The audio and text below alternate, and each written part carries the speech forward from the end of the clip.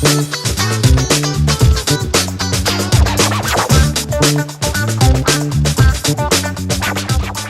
your left hand. So the next one says 2, 1, 4, 3. So that's simply 2, 1, 4, 3 on your left hand. 2, 1, 4, 3. Once again, alternate picking. 2, 1, 4, 3. Right? But it's all alternate picking with your right hand. 2, 1, 4, 3, 2, 1, 4, 3, 2, 1, 4, 3.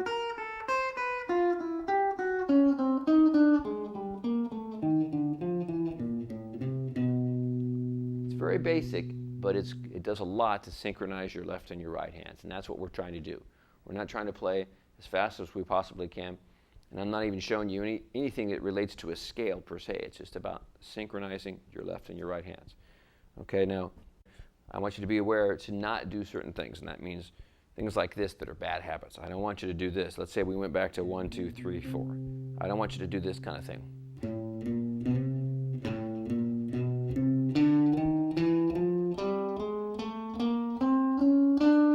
Okay, what I'm trying to show you is my fingers are flying off the fretboard, right?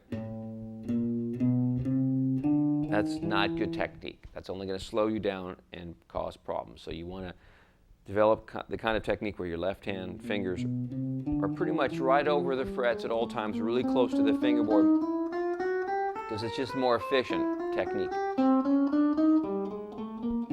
So that might mean to play things slower until you get rid of the bad habits of finger flying, as I call it.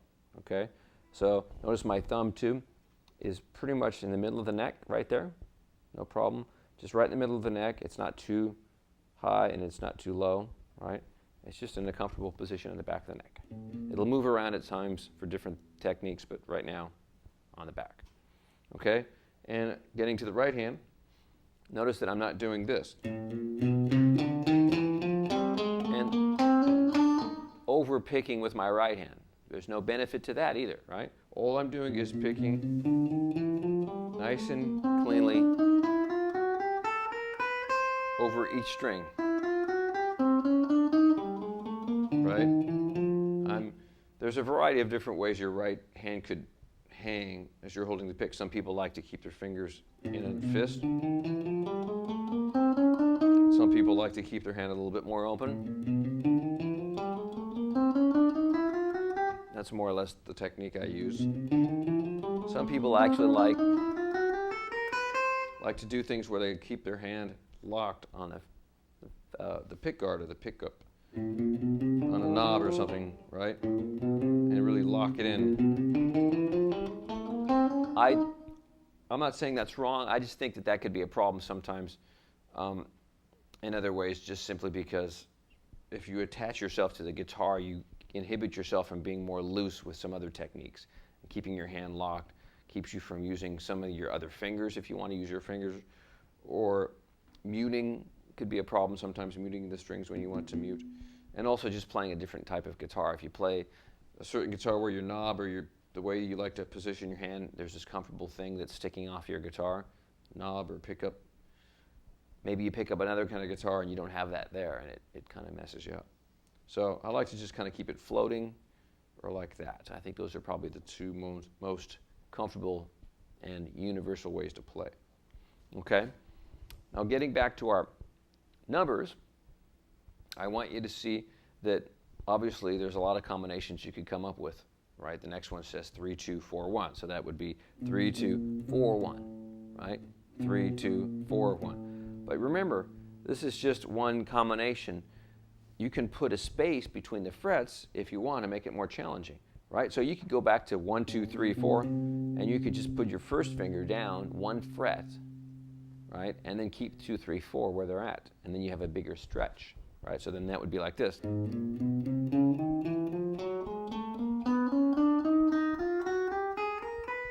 Remember, it's not supposed to sound like any music right now. This is just a warm-up exercise. But notice the stretch now is happening in your left hand.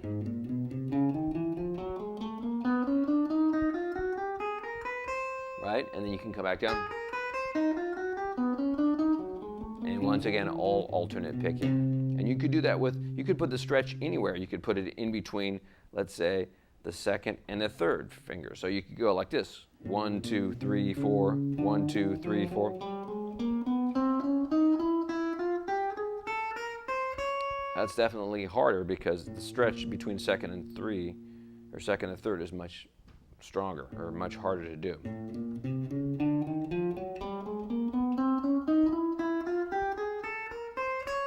Or even, let's say, 1, 2, 3, stretch on the fourth.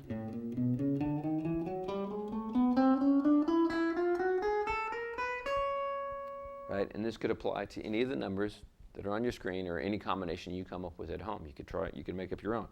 So I could go, let's say, 2, 3, 1, 4. As you'll see that combination.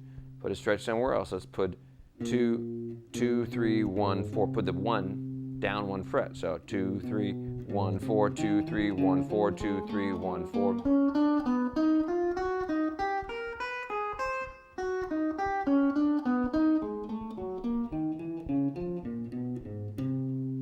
Okay?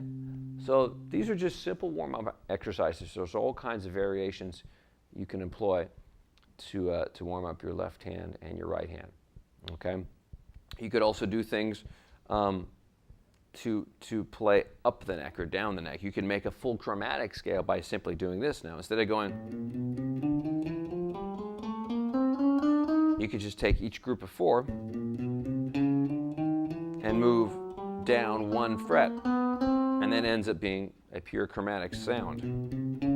Every note being played. And then when you get to the B string here, you come down 1 more fret after the B string, so it would look like this.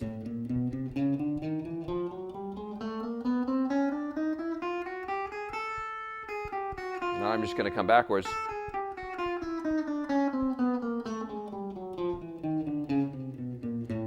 And that could be something I could just loop. I could just go.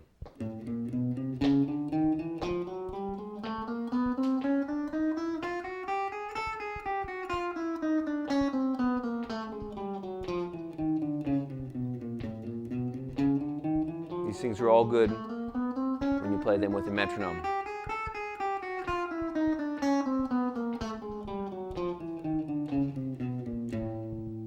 Okay?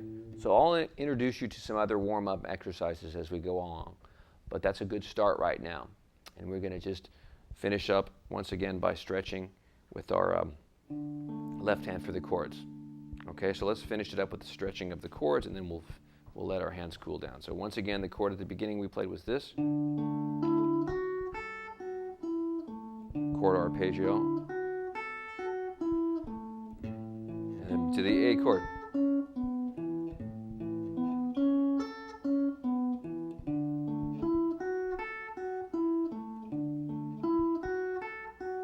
Back to the A chord.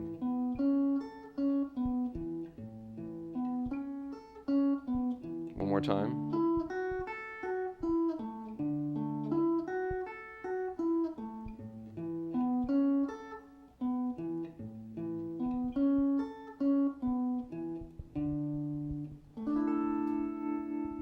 Okay, so now hopefully your hands are warmed up, and we can continue on. All right, I'll see you again. Thank you.